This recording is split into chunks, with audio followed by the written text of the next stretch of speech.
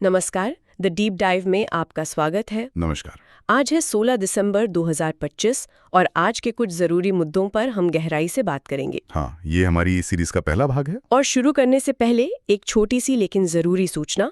इस पूरी चर्चा की पीडीएफ आपको हमारे टेलीग्राम चैनल पर मिल जाएगी, जिसका लिंक नीचे डिस्क्रिप्शन में दिया हुआ है। और एक बात और, अगर यूपीएससी की तैयारी के नजरिए से देखें तो आज के कुछ विषय शायद पहले भी चर्चा में आए होंगे। सही कहा। तो इसे एक अच्छे रिवीजन का मौका भी समझा जा सकता है। बिल्कुल, तो चलिए आज की पड़ताल शुरू करते हैं। और शुरुआत एक ऐसी खबर से जो थोड़ी चिंताजनक है। अच्छा? बेंगलोर के हवाई अड्डे पर हाल ही में 2 रेड शैंक्ड डूक लंगूरों की तस्करी का मामला सामने आया है।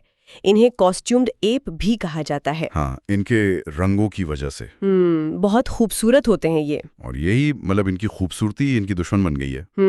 ये जीएस पेपर 3 में जैव विविधता के लिहाज से एक बहुत महत्वपूर्ण टॉपिक है। तो इनकी संरक्षण स्थिति क्या है अभी? यही तो सबसे चिंता की बात है। IUCN की रेड लिस्ट में इन्हें गंभीर रूप से संकटग्रस्त, क्रिटिकली एंडेंजर्ड का दर्जा दिया गया है। गंभीर रूप से संकटग्रस्त, इसका मतलब तो ये हुआ कि ये प्रजाति विलुप्त होने की कगार पर है। बिल्कुल। और तस्करी के पीछे 2 बड़े कारण हैं। एक तो है अंतर्राष्ट्रीय पालतू जानवरों का अवैध बाजार, और दूसरा है पारंपरिक दवाओं में इनके इस्तेमाल से जुड़ा अंधविश्वास। बैंगलोर में जो हुआ वो इसी बहुत बड़े ग्लोबल अवैध व्यापार का बस एक छोटा सा उदाहरण है। ये तो बहुत ही दुखद है। एक तरफ हम इन जीवों को खो रहे हैं, तो क्या कहीं से कोई अच्छी खबर भी है जहां इंसान और प्रकृति के बीच का रिश्ता मजबूत हो रहा हो? बिल्कुल है। और ये उम्मीद जगाने वाली खबर असम से है। अच्छा, असम से? वहां के चक्रशिला वन्यजीव अभयारण्य में स्थानीय समुदायों ने मिलकर जंगली मधुमक्खियों की जो कॉलोनियां तबाह हो गई थी, उन्हें फिर से बसाया है। वाह, ये तो वाकई बहुत अच्छी बात है। चक्रशिला अभयारण्य और किस लिए जाना जाता है? चक्रशिला मुख्य रूप से गोल्डन लंगूर के लिए प्रसिद्ध है। ये भारत में उनका दूसरा सबसे बड़ा संरक्षित घर है। लेकिन इस खबर का असली सार ये जानवर नहीं बल्कि संरक्षण का मॉडल है। इसे कहते हैं कम्युनिटी लेड कॉन्जर्वेशन। मतलब जब स्थानीय लोग खुद संरक्षण की जिम्मेदारी उठा लेते हैं। हाँ। पर ये सुनने में जितना आसान लगता है, क्या ये वाकई उतना ही आसान है? बहुत अच्छा सवाल है। ये हर जगह सफल हो ये जरूरी नहीं। इसके लिए विश्वास और सही नेतृत्व चाहिए। चक्रशिला में ये सफल हुआ क्योंकि समुदाय को एहसास हुआ कि मधुमक्खियों के न होने से उनकी अपनी खेती पर असर पड़ रहा है। अच्छा।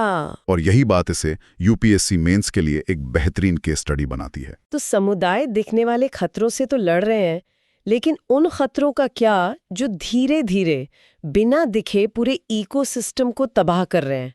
मेरा इशारा डायबैक रोग की तरफ है। ओह हाँ, नीम के पेड़ों वाली समस्या। ये एक बहुत बड़ी और छिपी हुई चुनौती है। ये है क्या असल में? डायबैक एक फंगल रोग है जो फाइटोप्सोरा नाम के कवक से होता है और ये मिट्टी, पानी या संक्रमित जड़ों के संपर्क से फैलता है। तो ये पेड़ को मारता कैसे है? ये जड़ों पर हमला करता है, जिससे वो पौधे के लिए पानी और पोषक तत्व खींचना बंद कर देती हैं। और नतीजा, पेड़ ऊपर से नीचे की ओर धीरे धीरे सूखने लगता है। और शायद सबसे डरावनी बात यह है कि इसका कोई पक्का इलाज भी नहीं है। बिल्कुल, यही इसे इतना विनाशकारी बनाता है। नीम सिर्फ एक पेड़ नहीं है, यह हमारी संस्कृति, हमारी पारंपरिक चिकित्सा का एक अहम हिस्सा है। सही बात है। इस रोग का फैलना सिर्फ पेड़ों का मरना नहीं है, यह हमारे पूरे पारिस्थितिकी तंत्र पर एक धीमा हमला है। पर्यावरण की इन चुनौतियों से अब जरा भू राजनीति और तकनीक की दुनिया की तरफ चलते हैं। जरूर। एक खबर आई है कि गुजरात के कुछ युवकों को नौकरी का झांसा देकर म्यांमार ले जाया गया और वहां उनसे मोई नदी के पार एक इलाके में साइबर फ्रॉड कराया गया। ये मोई नदी भौगोलिक रूप से इतनी अहम क्यों है? देखिए, मोई नदी, जिसे म्यांमार में तोंगीन भी कहते हैं, वो थाईलैंड और म्यांमार के बीच एक प्राकृतिक सीमा बनाती है। अच्छा। लेकिन यहाँ असली कहानी भूगोल से ज्यादा अपराध के बदलते तरीकों की है। पहले ऐसी सीमाएं तस्करी या घुसपैठ के लिए इस्तेमाल होती थी, और अब ये मानव तस्करी और साइबर फ्रॉड जैसे आधुनिक संगठित अपराधों के केंद्र बन रही हैं। ये अपराधी वहां बैठकर दुनिया के किसी भी कोने में बैठे व्यक्ति को ठग सकते हैं। मतलब टेक्नोलॉजी ने अपराध को भी एक तरह से बॉर्डरलेस बना दिया है। बिल्कुल सही। और ऐसे नए खतरों से निपटने के लिए हमारी अपनी रक्षा प्रणालियों को भी तो लगातार अपग्रेड करना पड़ता होगा। हाँ, करना ही पड़ता है। भारतीय सेना अब मैन पैड्स का इस्तेमाल सबसोनिक क्रूज मिसाइलों के खतरे से निपटने के लिए करने जा रही है। ये मैन पैड्स आखिर हैं क्या? मैन पैड्स का मतलब है man portable air defence system. Man portable? हाँ, मतलब कंधे पर रखकर दागे जाने वाली मिसाइलें। इन्हें एक या दो लोग आसानी से कहीं भी ले जा सकते हैं और दुश्मन के हेलीकॉप्टर, ड्रोन या कम ऊंचाई पर उड़ रहे विमान को निशाना बना सकते हैं। तो इसका मतलब ये हुआ कि एक अकेला सैनिक भी एक लड़ाकू विमान को गिरा सकता है। ये तो बहुत बड़ी बात है। हाँ, ये युद्ध के नियमों को ही बदल देता है। ये एसिमेट्रिक वॉरफेयर का एक बहुत बड़ा हथियार है। अमेरिका का स्टिंगर इसका सबसे मशहूर उदाहरण है। और भारत अब अपनी वायु रक्षा को और मजबूत करने के लिए इन्हें अपनी रणनीति के केंद्र में ला रहा है। जमीन पर सुरक्षा की बात तो ठीक है, लेकिन अब तो कनेक्टिविटी और शायद भविष्य का टकराव दोनों ही अंतरिक्ष की ओर जा रहे हैं। सही बात है। इसरो अमेरिकी कंपनी AST स्पेस मोबाइल के ब्लूबर्ड 6 सैटेलाइट को लॉन्च करने जा रहा है। इसकी सबसे बड़ी खासियत क्या है? इसकी सबसे बड़ी खासियत एक लाइन में यह है कि ये टेलीकॉम टावरों की जरूरत को खत्म कर सकता है। क्या मतलब? कैसे? ये सैटेलाइट डायरेक्ट टू डिवाइस तकनीक पर काम करेगा। मतलब आपका और मेरा मोबाइल फोन सीधे सैटेलाइट से ब्रॉडबैंड एक्सेस कर पाएगा। सीधे मोबाइल पर सैटेलाइट से इंटरनेट, ये तो गेम चेंजर लगता है ही। मतलब पहाड़ों या दूर दराज के गांवों में भी बिना नेटवर्क के इंटरनेट चलेगा। हाँ बिल्कुल। सोचिए, इसका मतलब है कि नेटवर्क कवरेज एरिया का कॉन्सेप्ट ही पुराना हो जाएगा। वाह! ये डिजिटल डिवाइड को पाटने में एक क्रांतिकारी कदम हो सकता है और इससे हमारा बाहुबली रॉकेट LVM-3 लॉन्च करेगा। ये सैटेलाइट कनेक्टिविटी तो बढ़ाएगा, लेकिन जमीन पर कुछ रणनीतिक ठिकानों की अहमियत शायद कभी कम नहीं होगी। जैसे ओमान की खाड़ी, जहां हाल ही में ईरान ने एक तेल टैंकर को जब्त कर लिया।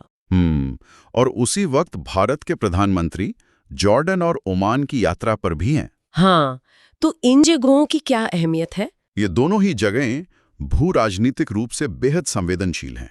पहले जॉर्डन को देखिए, वो सीरिया, इराक, सऊदी अरब और इजराइल जैसे देशों से घिरा है। मतलब एक बहुत ही अस्थिर इलाके में है। बिल्कुल।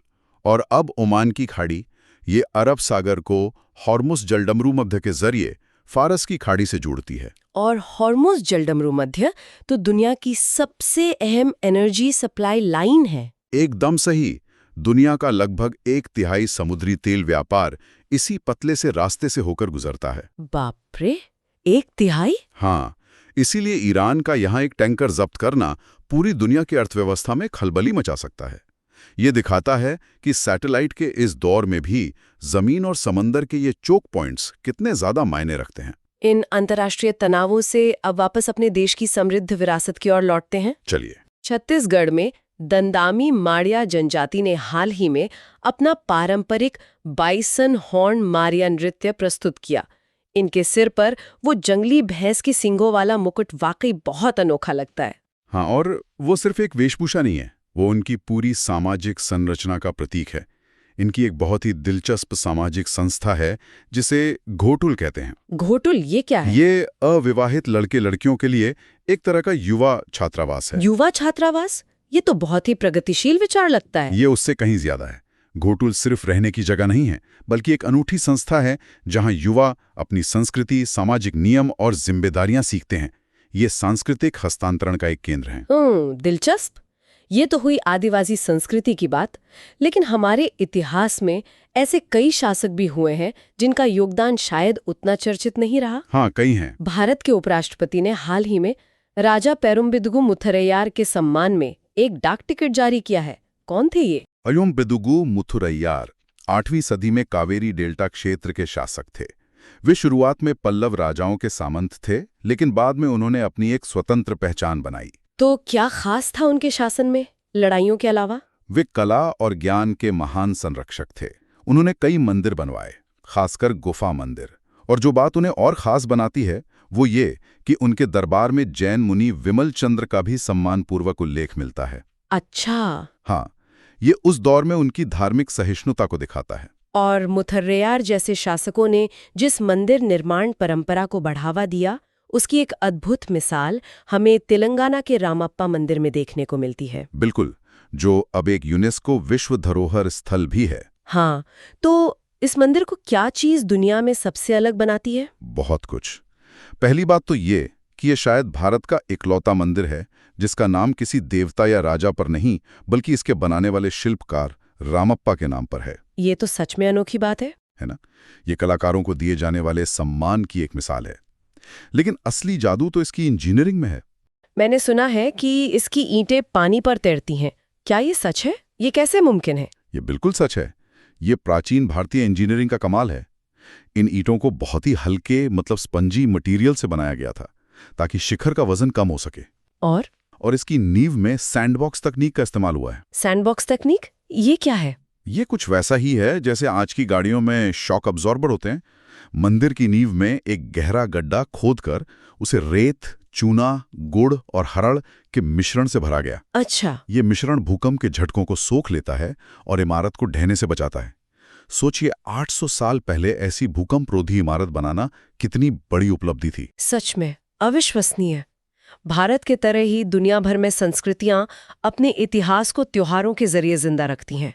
इन दिनों यहूदी समुदाय हनुक्का का त्योहार मना रहा है। हाँ, रोशनी का त्योहार। ये क्यों मनाया जाता है? हनुक्का एक 8 दिन का यहूदी पर्व है। हिब्रू में इसका मतलब है समर्पण। ये 2री शताब्दी ईसा पूर्व की एक घटना की याद में मनाया जाता है, जब यहूदियों के एक छोटे से समूह ने एक शक्तिशाली सीरियाई ग्रीक साम्राज्य को हराकर यरूशलेम के पवित्र मंदिर को फिर से समर्पित किया था। और इसकी सबसे अहम परंपरा मेनोरा नाम के 9 शाखाओं वाले कैंडल स्टैंड को हर रात रोशन करना है।